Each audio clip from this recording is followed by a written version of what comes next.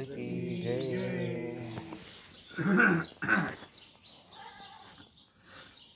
नामस्मरण रूपी शेताची मशागत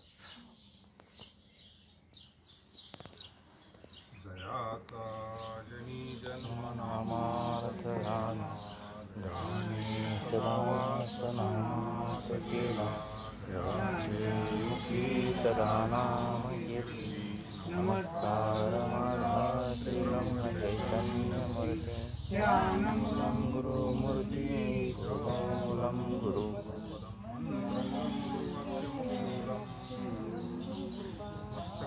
पायावरी वारकरी संतांच्या।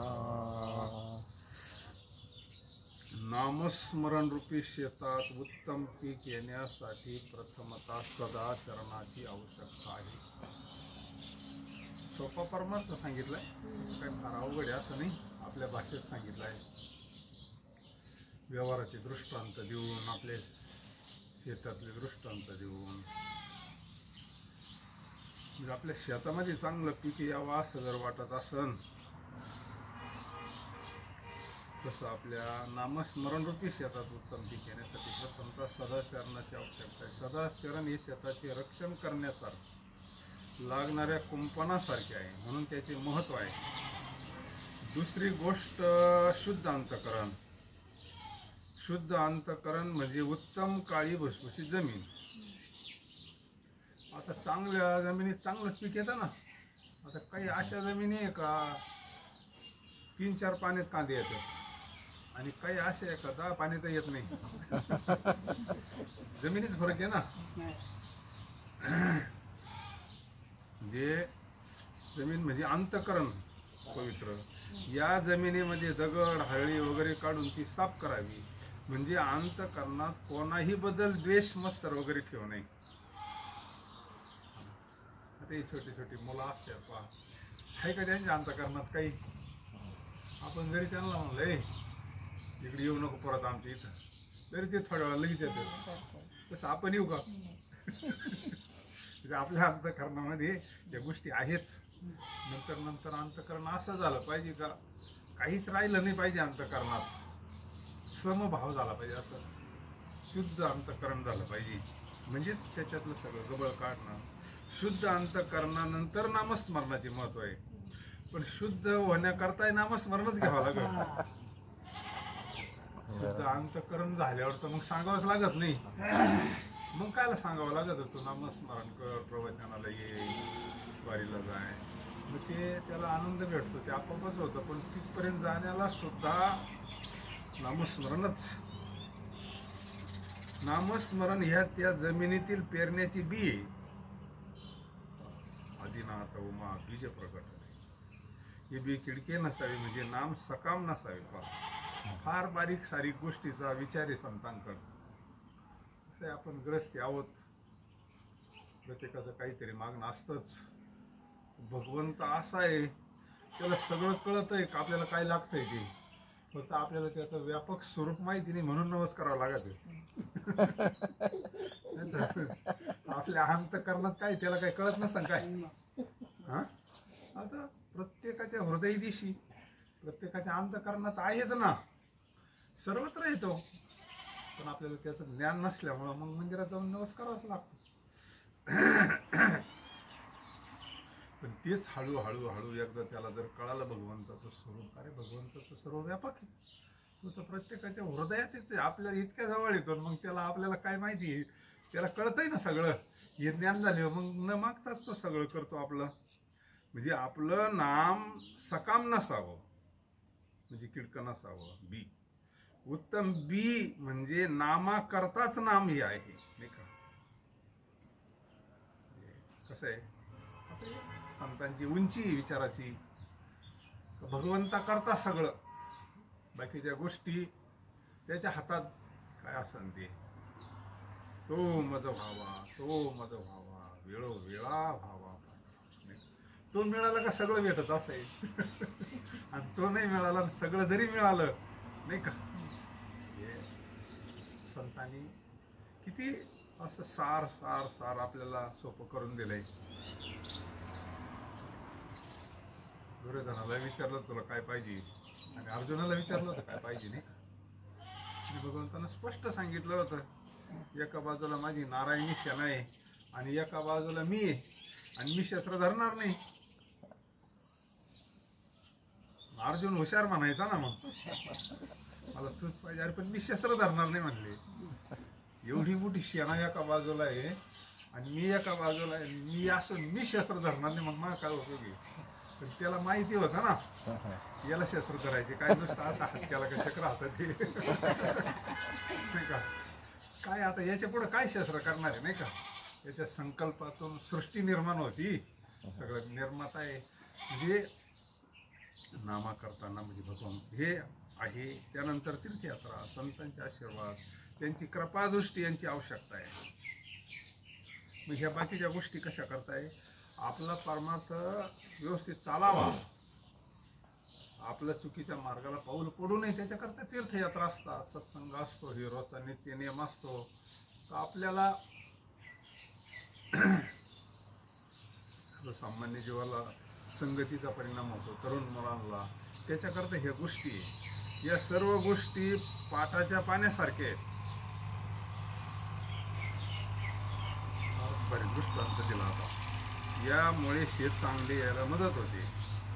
आणि शेवटची महत्वाची गोष्ट, आता जसं आपले मका पाण्यावर आल्यावर त्याला पाटाचं म्हणा विहिरी द्यावंच लागणार आहे ना, तसं आपल्याला सत्संग, तीर्थयात्रा या गोष्टी, कीर्तन, प्रवचन, पण शेवटी महत्वाची गोष्ट म्हणजे भगवत कृपा होय. भगवत कृपा ही पावसाच्या पाण्यासारखी.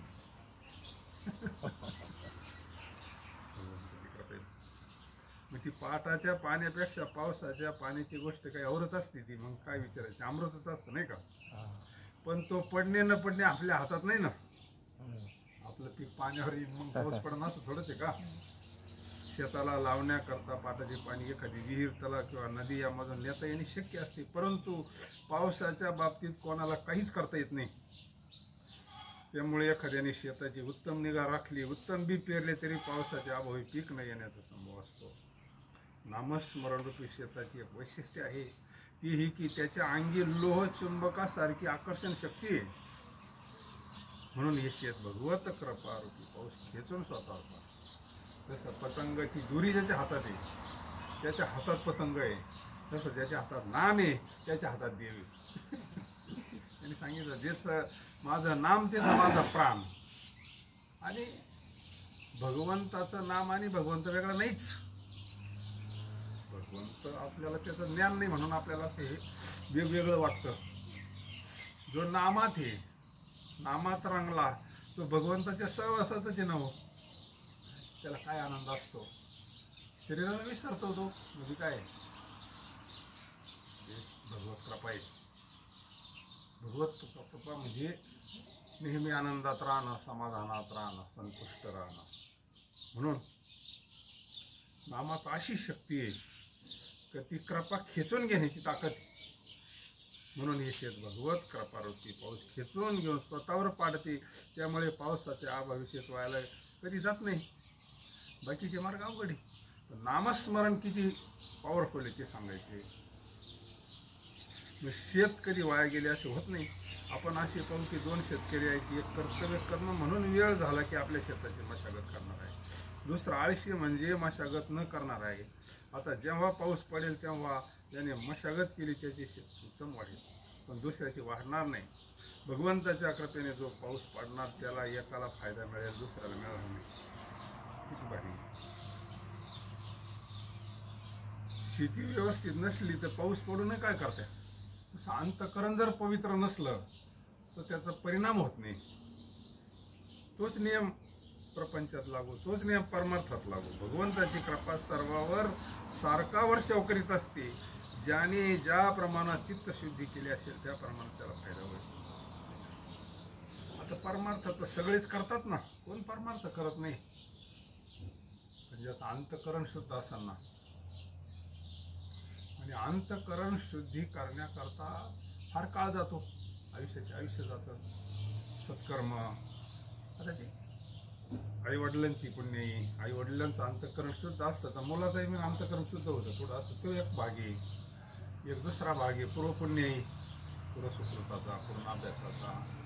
आणि आपण आल्यानंतर परमार्थात भजनात काळ घालवणं, परोपकार करणं, दानधर्म करणं या गोष्टींना पुण्य प्राप्त होतं आणि अंतःकरण पवित्र होतं.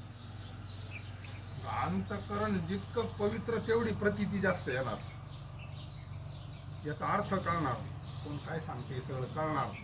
आणि भगवंताच्या चिंतनानं आपला जो आनंद आहे, जे समाधान आहे, ते त्याला जास्त भेटणार. सगळ्यांना प्रतीती सारखी नाही. ज्याचा भाव वेगळा. आता आपण येतो सगळे, प्रत्येकाचा वेगवेगळी प्रचिती लेवलवर आहे ना. आपण सगळ्यांना सारखा ताप नसतो. प्रत्येकाचं कमी जास्त भरल ना. तसं होय भक्ती केला तैसा प्रत्येकाची प्रतीची वेगळी. त्याला कसं वाटायचं, त्याला कळत आहे ना आतमध्ये याचा भाव जेवढा आहे ना तेवढा त्याला पगार देत असतो. हा चतुरा तो शिरोमणी गुणाला वंदण्याची मुकुट सकळा म्हणी धन्य तोची विठोबा. पांडुरंगाचं स्वरूपच इतकं मोठं आहे, फार व्यापक आहे भगवंत, फार व्यापक. म्हणून ज्याने ज्या प्रमाणात चित्तशुद्धी केली असेल त्या प्रमाणात त्याला फायदा होईल, दुसऱ्याला नाही होणार. भगवंत किंवा संत समदृष्टी असतात ते असे. भगवंत निपक्षपाती. आपण जरी वाटत असल त्याचं ब्रीद येते, पण त्याला आता हे सगळे त्याच्यापासूनच निर्माण झालेले ना. एखादं मुलगा आई वडिलांना जास्त प्रिय असतं की सात्विक शुद्ध जर असलं, आणि एखाद्याला आई वडील मारित्या देवी, तसंच आहे राक्षसांना मारितोय तो, बाकी काय करतो त्याचीच येते. शिक्षा करावंच लागते ना. एखादं पोरगं जर चुकीचं वागलं तर आईबाप त्याला मारतात ना, तसा तो मायबाप आहे ना, मग सगळ्यांचा बाप आहे ना. मग हे राक्षस त्रास देतात भक्ती करणार म्हणून त्यांना तो मारितोय, आणि जे भक्त आहे त्यांना जवळ घेतो. बाकी काय फरक आहे. पण हे दोन्ही वंशी त्याचेच मूळ जर पाहिलं, राक्षस त्याच्यापासून झाले, देव दानव आपण त्यांच्यापासूनच झालेलो आहोत. भगवंत किंवा आणि सज्जनाला महत्व कोणामुळे? रामाला महत्व कोणामुळे? रावणामुळे आहे ना. त्यांचाही काही सहभाग आहेच आहे ना, मग पार्ट आहेच ना त्यांचं. हिरोला महत्व कोणामुळे? कसं ते भक्तांना एवढं डोक्यावर घेतलं संतांना, यांच्यामुळंच ना. महत्व संतांचं तिनेच वाढवलेलं आहे. त्यांनी त्रास दिला, तुकोबरायांना गरम पाणी ओतलं, कोणी काय केलं, पण तुकोबरायांची स्थिती वाढली ना त्याच्यामुळं. आता पाण्यात बुडवायला लावला. विठ्ठल पंतांना जितका त्रास दिला त्यांचं चरित्र आपण कीर्तनात सांगतो का, त्याच्यात परीक्षेत पास झाले ना. भगवंत किंवा संत समदृष्टी असतात ते असे. भगवंत निपक्षपाती आहे, त्याच्यापाशी कोणते भेद नाही. कारण आपण तयार झालो की त्याची कृपा आपोआप होते. कृपेला योग्य अशी भावना तयार करणे आपली कामे. संतांनी नुसते आपल्याला सांगून भागत नाही, आपण काय करायला पाहिजे कळून आपण ते स्वतः करायला पाहिजे. त्याच्या ठिकाणी जर विषमता दिसली तर तिचा उगम किंवा कारण आपल्याला येऊन दिसते. शुद्ध अंतःकरण ठेवून नाम घेतले तर भगवंताच्या कृपेचा अनुभव येईल. काय आपण अनंत जन्मामध्ये फिरत आलो, त्याच्यामुळे आपलं अंतःकरण अशुद्ध झालेलं आहे. आता ह्या शरीरात आलो म्हणून आपल्याला कळायला लागलं हे भक्ती, मंदिर, देव, अमुक तमुक, साधू संत, याच्या अगोदर कळत होतं का आपल्याला? मग आपण असे काही शरीर बदलले आणि काही शरीरामध्ये विषयाचं चिंतन केलेलं आहे, संसाराचं चिंतन केलेलं आहे. मग त्या मनाला ती सवय लागली ना. कधी कधी माळ हातात राहते, मन भलतं कोणी काही चिंतन करत. काय त्या मनाचा खेळ अवघड आहे. आपला अनुभव स्वतःचा अनुभव. आपल्याला असं वाटतं काय संतांनी तपश्चर्या केली, 12 वर्ष नामस्मरण केलं, किती दिवस केलं गेले. आपल्याला काय बरं अडचणी बरं करायला? बरं आपल्याला तर एक सूट दिलेली देणी. तुमच्या त्यांना कलियुगात एवढं मोठं होणार नाही अनुष्ठान. तुम्ही चालता, बोलता, काम करता, उठता, बसता, सहज करा तरी तुमचं ते अकाउंट होईल. पण हे मन नाही ना करीत. आपली इच्छा आहे, आपल्याला असं वाटतं आपलं 13 कोटी व्हावं, आपल्याला भगवंताचा साक्षात्कार व्हावा, देहात असताना जीवनमुक्त समदृष्टी व्हावी आणि वेगळंच जीवन म्हणावं. पण ते केल्याशिवाय कसं होईल? आपल्या अंतकरणापासून वाटतंय कर्म. पण हे मन आहे ना, हा अवघड आहे मनाचा धर्म. सगळ्यांचे हात टेकले आहे मनापुढं, सगळ्यांचे हात टेकले. मन हे म्हणून संतांनी सोपा सांगितला की याला लोड न घाला. एखादी गाय आहे ना, तिला लोड न घालणं हाच पर्याय असतो शेतकऱ्या पुढं. तो सगळे मार्ग थांबलेले असतात, मग भलं गळे मोठं लोड न घालतो, मग ते लोड न असं पायाला लागत असतं त्या गाईचं, ती आपोआप शांत होती. तसं संतांनी सांगितलं, हे नामरूपी लोड न तुम्ही गळ्यात घाला. हे मन आहे ना, आपोआप ठोकून ठोकून ठोकून ठोकून जरी कुठे गेलं तर परत येईन आणि परत नामस्मरण करीन. पळून पळून पुढे जाईन. ते शरीर नाही गेलं तर मन जाऊन काय करीन? शरीर मंदिरात आहे समजा, गेलं मन, आलं फिरून, तुला काय कुठं जायचं, आपण दिशी जाणार कुठं? आणि नुसतं मनानं जरी काही चूक घडली तर त्याचं कलियुगामध्ये हे नाही. प्रत्यक्ष जर कृतीनं काही आपल्याकडून घडलं चूक तर ते त्याच्यामध्ये जात आहे. त्याच्यामुळे हे मनाला हळूहळू शुद्ध झालं तर हे स्थिर होतं. किती दोष असतात, त्यांच्याला असतं, अशुद्ध असतं, हळूहळू शुद्ध होतं, स्थिर होतं आणि मग शांत. मग जाय म्हणलं तरी जात नाही. असं आमचं हे प्रवचन आहे.